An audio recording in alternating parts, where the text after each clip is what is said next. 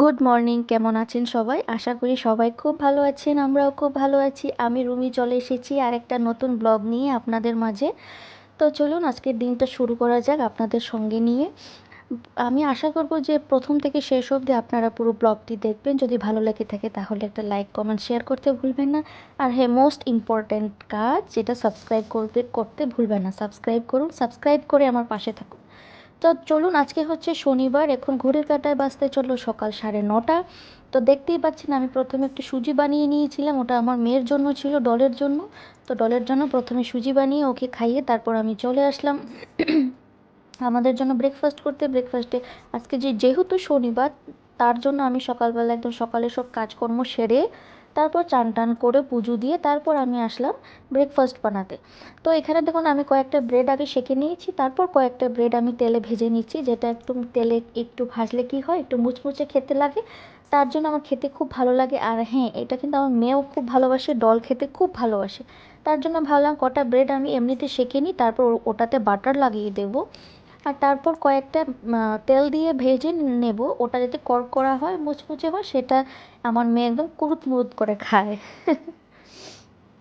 তো যাই হোক, আমি এখন ব্রেডগুলোতে তো বাটার লাগিয়ে নিলাম, তারপর আমার চাটাও হয়ে গেছে, আমি এখন চাটাও সেঁকে নিচ্ছি। আর হ্যাঁ, আজকে অনেক দিন পর আমি আর ও দুজনে মিলে একসাথে বসে সকালে ব্রেকফাস্টটা করব, চা খাবো, চা খেতে খেতে গল্প করব আর চাটা খেয়ে নেব। এই দেখুন, ডলার পাপাকে ভেবেছিলাম একটা কলা দেবো ব্রেডের সাথে, দেখছি না কলাটা সেরকম ভালো ছিল না, ফ্রিজেই ছিল জানেন, কিন্তু সেরকম খুব একটা ভালো লাগছিল না আমার দেখে, তার জন্য আর দিলাম না। এই দেখুন, ডলার পাপার ব্রেকফাস্ট, এটা আমার ব্রেকফাস্ট। তো চলুন ব্রেকফাস্ট করে সরাসরি চলে আসলাম। ভাবলাম বিছানাটা গুছিয়ে নিই, তারপর ডলকে স্নান করাবো। বিছানা গুছানোর জন্য আসলাম, তারপর দেখলাম এই এই দেখছেন তো আমি কি করছি, কুলবালিশে দড়িটার ভেতরে ওর ডল ঢুকিয়ে দিয়েছে, এটাতে আমি খুঁজে পাচ্ছিলাম না। ভেবেছিলাম হয়তো খুলে কোথাও ফেলে দিয়েছিল, আমি আরেকটা ঢুকাতে যাচ্ছিলাম, তারপর দেখি না, ওটা ভেতরেই আছে। তারপর ওটাকে খুঁচিয়ে খুঁচিয়ে আবার বার করলাম, বার করে আবার আবার আমি সেটাকে ওই পিন দিয়ে সেটাকে আবার ভেতরে ঢুকিয়ে দিচ্ছি। আর ডলকে দেখেছেন তো, আমাকে একটা কাজ করতে দিচ্ছে না, বিছানার উপর ও এসে এদিকে দোল খাচ্ছে, ওদিকে দোল খাচ্ছে, নাচানাচি করছে, আর কি আওয়াজ করছে, কি যে করছে কি আর বলবো। আমি তো ভাবি ও পুরো উন্মাদ হয়ে যায়। এই দেখুন, ক্যামেরাটা দেখেছে তো, ও এখন ওটা ধরবে, ওটাকে ফেলবে, এটাই ওর কাজ। তো যাই হোক, আমি এখানে বিছানা গুছাতে গুছাতে ভাবছিলাম কখন আমার কাজটা শেষ হবে, কখন আমি ডলকে স্নান করাতে যাব। ওর স্নান করানো তো আমার শেষ কাজ নয়, তারপরেও তো আমার অনেক কাজ আছে। দেখেছেন তো, আমি স্নান করে চুলের গামছাটা খুলতে এখনও সময় পাইনি, চুলের মধ্যে আমার এখনও গামছাটা রয়ে গেছে। তো যাই হোক, আমি এখানে বেড কভারটা চেঞ্জ করে নিলাম, ভালো আরেকটা বেডশিট একটা পেতে দিই। তো আজকে ধোবো না ওটা, আজকে যেহেতু আমার স্নান টান হয়ে গেছে, তার জন্য এখন আমি আর কাপড় টাপড় কাচ্ছি না, ওটা আমি কালকে কেচে দেবো। তারপর ভাবলাম ওটাকে আমি চেঞ্জ করে এক পাশে রেখে দিই আর নতুন একটা ধোয়া বেডশিট পেতে দিই। না দেখুন, আমার বেডশিট সব পেতে নিচ্ছি আমি একে একে, বালিশটাও রেখে দিচ্ছি। তারপর ভাবলাম না, বেডশিট তো পাতলাম, ধোয়া সব কিছু, তার বালিশের কাভারটাও চেঞ্জ করা উচিত, তার জন্য ভাবলাম একটা ভালো ধোয়া পরিষ্কার একটা বালিশের কাভারটাও চেঞ্জ করে দিই। প্রথমে ভেবেছিলাম যে চেঞ্জ করব না, তারপর ভাবলাম না, চেঞ্জ করা উচিত, যেহেতু আমি বেডশিটটা চেঞ্জ করেছি তো বালিশের কাভারটাও চেঞ্জ করা উচিত। তার জন্য আমি একে একে বালিশের কাভারগুলোও চেঞ্জ করে নিয়েছি। তারপর আমি সব বিছানা গুছিয়ে পরিষ্কার করে ঝাড়টার দিয়ে রেখে চলে আসবো।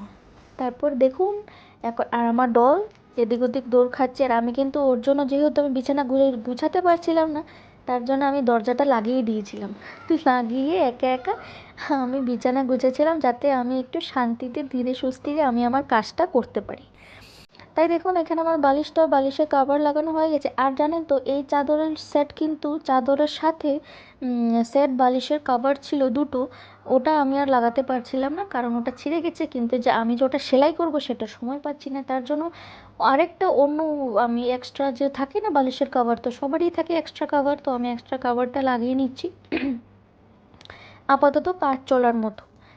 এই দেখুন, আমার বিছানা কমপ্লিট, দেখে বলবেন কেমন হলো দেখতে। আমার এই বিছানা চাদরটা কিন্তু খুব পছন্দের, খুব পছন্দের। তারপরে দেখুন, আমার ডলুকে আমি স্নান করিয়ে নিয়ে আসলাম এই ঠান্ডাতে, ওকে তেল টেল মালিশ করে একটু গরম জল দিয়ে আমি স্নান করিয়ে নিয়ে এসেছি। ঠান্ডা বললাম কারণ ওখানে একটু বৃষ্টি পড়ছে তো হায়দ্রাবাদে, তার জন্য একটু ঠান্ডা ঠান্ডা ওয়েদার শুরু হয়েছে। তারপর দেখলেন তো, ডল কিন্তু স্নান টান করে প্লেটে একটু ভুজিয়ে দিয়েছিলাম, ভুজিয়ে খেয়ে খেয়ে ও টিভি দেখছে। আর আমার এই নতুন নুনের কৌটোটা দেখুন, আমি মেলা থেকে কিনেছিলাম, আপনাদের দেখাতে ভুলে গেছিলাম। আমি একদিন মেলায় গিয়েছিলাম, আপনারা নিশ্চয়ই সেই পুরনো ভিডিওটা দেখেছেন।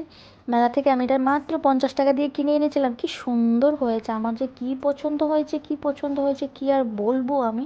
আমার খুব ভালো লাগছে। তার জন্য আমি ভাবছি এটা তো একটা নুনের কৌটো হলো, আর একটা আমি হলুদ গুঁড়ো রাখার জন্য আমি আরেকটা কিনে আনবো। তো দলের পাপা বলছিল যে এখন তো আর মেলা বসবে না, কোথা থেকে আনবে? আমি বলছিলাম আরে বাবা, এটা বাসনের দোকানেও কিনতে পাওয়া যায়, ওখান থেকে নিয়ে আসবো। তার জন্য মেলায় যেতে হবে না। হায়দ্রাবাদের কোথায় রোজ রোজ মেলা পাবো? সচরাচর তো এখানে মেলা পাওয়া যায় না। তো যাই হোক, আমি এখানে এখন, আজকে তো শনিবার, যেহেতু নিরামিষ রান্নাবান্না করতে হবে, তার জন্য আমি একটু ঢেঁড়স আলু কুচি কুচি করে একদম কেটে নিয়েছি, ওটাকে ভাজা করবো, ভাজাও বসিয়ে দিলাম। তারপরে ভাবলাম একটু ডালটাও আমি একটু সেদ্ধ করে রেখেছিলাম আগে, যখন ডলকে স্নান করাতে যাব তার আগেই আমি একটু ডালটা, মুগ ডাল ভেজে সেদ্ধ করতে দিয়েছিলাম কুকারে। তো আমার ডালটা সেদ্ধ হয়ে গেছে, ভাবলাম এখন আমি ওটাকে ফোড়ন দিয়ে দিই। তা আমি একে একে এখন শুকনো লঙ্কা আর একটু আদা থেতো করে দিলাম, তারপরে হাফ টুকরো একটু টমেটো কুচি আর একটু পাঁচফোড়ন দিয়ে নাড়িয়ে চাড়িয়ে তারপর আমি ডালটাও দিয়ে দেবো।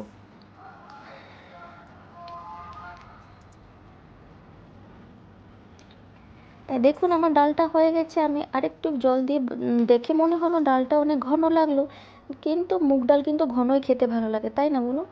তো যাই হোক, ডালটা আমার হয়ে গেছে, আর ওদিকে আমার ঢেঁড়স আলু ভাজাটাও হচ্ছে। আর আজকে ভাবছি একটু সয়াবিনের তরকারি করব। তার জন্য একটু, আগের দিন আপনারা নিশ্চয়ই দেখেছিলেন আগের দিনের ব্লগে, আমি একটু সয়াবিন বানাবো বলে একটু সয়াবিন সেদ্ধ করে ভেজে রেখেছিলাম নুন হলুদ দিয়ে, কিন্তু আর বানাইনি, শরীরটা ভালো লাগছিল না, তার জন্য ভাবলাম আজকে বানাবো। তার জন্য দেখুন একটু আমি কড়াতে তেলে জিরে তেজপাতা আর দুটো এলাচ দিয়ে ফোড়ন দিয়ে তারপর আলুটা দিয়ে একটু ভাজা ভাজা করে তারপর মশলাটা দিয়ে দিয়েছি। মশলাতে কিছুই না, আদা, কাঁচা লঙ্কা আর একটু টমেটো, জিরে আর একটু শুকনো লঙ্কার গুঁড়ো দিয়ে পেস্ট করে নিয়েছিলাম। তারপর ওটাকে মশলা দিয়ে নুন হলুদ দিয়ে নাড়িয়ে চাড়িয়ে নেব। আর হ্যাঁ, এটা কিন্তু শুধু সয়াবিনের তরকারি হবে না, তার সাথে আমি একটু পনিরও দেবো। আজ ভাবলাম একটু সয়াবিন আর পনিরের যুগলবন্দি তরকারি করে দেখি তো কেমন লাগে খেতে। কিন্তু হ্যাঁ, তরকারিটা কিন্তু বেশ দারুণ হয়েছিল, দারুণ হয়েছিল খেতে। আমি ভাবিনি এত ভালো হবে। যেহেতু আগের দিনের একটু ভাজা সয়াবিন ছিল, ওটা খেতে কেমনই বা হবে আমি ঠিক বুঝতে পারছিলাম না। কিন্তু ওটাতে তো আর ফেলে দেওয়া যায় না, ওটা তো বানাতে হবে। তার জন্য আমি একটু ওটাকেও দিয়ে দিলাম। আর ডলের পাপা বলছিল অনেক দিন হচ্ছে পনির খাচ্ছেন, একটু পনির নিয়ে আসা যায়। আমি বললাম ঠিক আছে। তো ভাবলাম পনিরটা যখন আনবেই, তো সয়াবিনটা যখন আছেই ভাজা, তো দুটাকে একদম মিলিয়ে মিশিয়ে তরকারি বানানো যাক, তো দেখি খেতে কেমন লাগে। তারপর ভাবলাম বাহ, বেশ ভালোই তো লাগলো খেতে। তো যাই হোক, ওদিকে আমি দেখুন কুকারে আমার ভাত হচ্ছে, আমি ভাতও বসিয়ে দিয়েছি। আর এদিকে তরকারিতে আমি ঝোলও দিয়ে দিই, জলও দিয়ে দিলাম ঝোলের জন্য।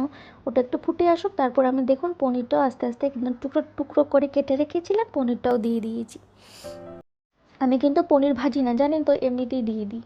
ওটাতে কি হয়, সফট থাকে, খেতেও কিন্তু বেশ ভালো লাগে। আগে আগে ভাজতাম কিন্তু ওটা শক্ত হয়ে যেত, তার জন্য আমি আর ভাজি না। আর এখানে খুব ফ্রেশ ভালো পনির পাওয়া যায় তো একদম। কি হয়, মিষ্টি, আমাদের সামনে একটা মিষ্টির দোকান আছে, তো ওরা বলে যে 12টা 12:30 নাগাদ গেলে ফ্রেশ ভালো পনির পাওয়া যায়। সেই দিনে ওরা 10টা 11টা নাগাদ হয়তো পনির বানায়। তারপর 12টা নাগাদ গেলে বা 1টা নাগাদ গেলে খুব ভালো ফ্রেশ পনির পাওয়া যায়, তখন ডলের পাপা ওই সময়টাই যায় যাতে একটু ভালো পনির আনতে পারে। তো আমার পনিরটা হয়ে গেল, আমি একটু নামানোর আগে একটু গরম মশলা একটু নুনটা চেক করে নিয়েছিলাম, নুনটাও দেখে তারপর নামিয়ে নিলাম। তারপর ভাবলাম ডলের জন্য একটু বেগুন ভাজা করা যাক। ও তো আবার, আমার একটু ডাউট ছিল যে ও ডাল দিয়ে আর ঢেঁড়স আলু ভাজা দিয়ে খাবে কি না, একটু বেগুন ভেজে নিই। তারপর দেখে ভালোই হলো, ডলার পাপা বেগুন এনেছিল। তা ভাবলাম বেগুনটা ভেজে দিই, ও হয়তো ভালো করে ভাতটা খেতে পারবে। কিন্তু ঢেঁড়স আলু ভাজাটা ও খেয়েছিল, বেগুন ভাজাও খেয়েছিল, দুটো দিয়ে মিলিয়ে মিশিয়ে আমি খাইয়ে দিয়েছি। তারপর ডলের পাপা বললো আজকে একটু টমেটো চাটনি হলে মন্দ হতো না। আমি ভাবলাম ঠিক আছে, যাই হোক, বানানোই যাক, যখন বললো মানুষটা, ঠিক আছে বানিয়ে দেবো। তো যাই হোক, তো আমি এখানে দিয়ে দিয়েছি চাটনির জন্য একটা শুকনো লঙ্কা, একটু রাঁধুনি আর অল্প পাঁচফোড়ন দিয়ে, ফোড়ন দিয়ে তারপর আমি টমেটো কুচিটা দিয়ে দিলাম। ওটাকে একটু নুন হলুদ দিয়ে নাড়িয়ে চাড়িয়ে ঢেকে রাখবো যাতে একটু গলে যায় টমেটোগুলো। তারপর একটু একটু খুন্তি দিয়ে একদম ঘেটে ঘেটে দিতে হবে আর কি। তারপর দেখুন আমি কয়েকটা কিশমিশ দিয়ে দিচ্ছি, একটু খেজুর হলে ভালো হতো, আমি খেজুর দিয়ে থাকি সাধারণত, কিন্তু আজকে যেহেতু খেজুর ছিল না, আর কাজুও আমি দিই, কিন্তু কাজু আর দেবো না আজকে, তার জন্য ভালো একটু কিশমিশ দিয়ে দিই। তো কিশমিশ দিয়ে আবার নাড়িয়ে চাড়িয়ে, তাই দেখুন আমি গ্যাসের ওভেনটা মুছে নিচ্ছি, যেহেতু এই চাটনিটা হয়ে গেলে আমার রান্না কমপ্লিট হয়ে যাবে। ভাবলাম এটা হতে হতে আমি ওভেনের কিনারগুলো, সাইডগুলো, যা যা সবজি কাটছিলাম ওই জায়গাগুলো সবগুলো মুছিয়ে নিই, তাতে করে আমার অনেকটা কাজ এগিয়ে থাকবে। আমি সাধারণত এটাই করে থাকি, শেষ রান্নাটা হতে হতে আমি এই ফাঁকে গ্যাসের ওভেনটাও মুছিয়ে নিই, পরিষ্কার লাগবে সব কিছু দেখতে। তারপর যখন আমি সন্ধ্যাবেলায় চা বানাতে আসবো বা রাতে রান্না করতে আসবো, সব কিছু যাতে একদম পরিষ্কার থেকে ঝকঝকে থাকে, তাতে করে রান্না করতে এসে আমার খুব ভালোই লাগে। তো যাই হোক, চাটনিটা আমার হয়ে গেছে, আমি একটু গুড় দিয়ে নাড়িয়ে চাড়িয়ে একটু জল দিয়ে দিলাম, দিয়ে এবার এটাকে ঢেকে রাখবো। তো চলুন আজকে মেনুটা দেখিয়ে দিই। ডাল হয়ে গেল আমার, এখানে দেখুন ঢেঁড়স আলু ভাজা আর বেগুন ভাজা দু টুকরো আছে, দু টুকরো ডল খেয়ে নিয়েছে। আর সেই আমার পনিরের তরকারিটা, পনির আর সয়াবিনের যুগলবন্দি তরকারি, দারুণ হয়েছে। আর আমি নুনের কৌটোটা থেকে না চোখ সরাতে পারছিলাম না, তাই আপনাদেরকেও একটু দেখিয়ে দিলাম। বলবেন তো কেমন লাগলো আমার এই নুনের কৌটোটা? ওটা কিন্তু মাটির, চীনামাটির, হ্যাঁ। তো চারটির লোকটা দেখে নিলেন একবার, খুব ভালোই কিন্তু হয়েছিল। তো এখানে একটু আম কাটা আছে, ডলের পাপা আম কেটে রেখেছিল, তো খাওয়ার পরে তো আম খেতেই হবে। তো চলুন আমার ডলুকে একবার দেখে নিই। ডলু এই দেখুন, ও নাচানাচি করছে, ওর তো খাওয়া হয়ে গেছে, টিভি দেখছি আর নাচছে, হাত পা দুলাচ্ছে। ওকে ও এখন আর কি আর করবে, আমি ডাকছি ওকে, এখানে আসো আসো, কিছুতেই আসবে না। ও এখানেই টিভির সামনে দাঁড়িয়ে দাঁড়িয়ে ও দেখছে আর ঘুরপাক খাচ্ছে, আর কি করা। তো যাই হোক, এখন আমাদের খাওয়ার টাইম হয়ে গেছে। জলের পাপা স্নান টান করে এসে পুজো, পুজো তো ও দেয় না, আমিই দিই। ও ঠাকুর করে একটু ঠাকুরের নাম নেওয়ার থাকে, তো ঠাকুরের নামটাম নিয়ে চলে এসেছে। ভাবলাম ভাতটাও বেড়ে নিই, এখন আমরা খেয়ে নেবো। তাই জন্য দেখুন ভাতটাও বেড়ে নিচ্ছি, আর ভাজা আমি একে একে করে নিয়ে নিচ্ছি। তো ভাবছি অনেক দিন হয়ে গেছে একটু নিরামিষের দিন একটু ঘি দিয়ে বেগুন ভাজা দিয়ে ভাত খাচ্ছি না, তার সাথে একটু শুকনো লঙ্কা ভাজা হলে বেশ ভালোই হতো, মন্দ হতো না। তো যাই হোক, আমি বানাতে তো ভুলে গেছি, শুকনো লঙ্কা ভাজতে ভুলে গেছি, যখন খেতে বসেছিলাম তখনই মনে পড়ছিল। ভাবলাম দুজনে এক চামচ এক চামচ ঘি নিয়ে নিই। আর আমার মনে হয় রোজ এক চামচ ঘি খাওয়া ভালো, আমি যেটা জানি, কিন্তু আমরা অনেকেই হয়তো ফ্যাট হয়ে যাবে, আমরা অনেকে হেলথ কনসিয়াস থাকি, তার জন্য আমরা ঘি বাটাটা অ্যাভয়েড করি। কিন্তু আমি যতটুকু শুনেছি যে রোজ এক চামচ ঘিটা খাওয়া উচিত। তো যাই হোক, ভাতটা বেড়ে এখন আমি ডালটাও দিয়ে দিচ্ছি।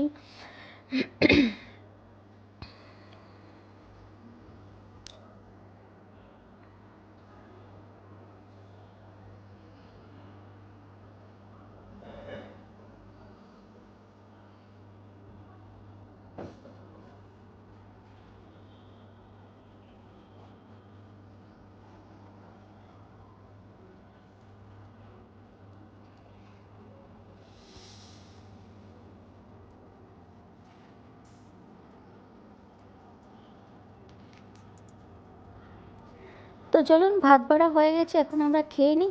দুজনের থাল বাড়া কমপ্লিট। আমি একদম নুন টুন নিয়ে বসে গেছি, নুন ছাড়া তো আমার একটু নুন প্রয়োজন ভাতের সাথে, জানি এটা ভালো না, কিন্তু আমার একটু লাগে। তো যাই হোক, আজকের মতন ভিডিওটা আমি এখানেই শেষ করছি। আপনাদের যদি কিছু ভালো লেগে থাকে তাহলে একটা লাইক কমেন্ট শেয়ার করতে ভুলবেন না, আর হ্যাঁ, ছেড়ে যাওয়ার আগে কিন্তু সাবস্ক্রাইব করতে ভুলবেন না, সাবস্ক্রাইব করবেন, আমার পাশে থাকবেন। ঠিক আছে, চলুন টাটা।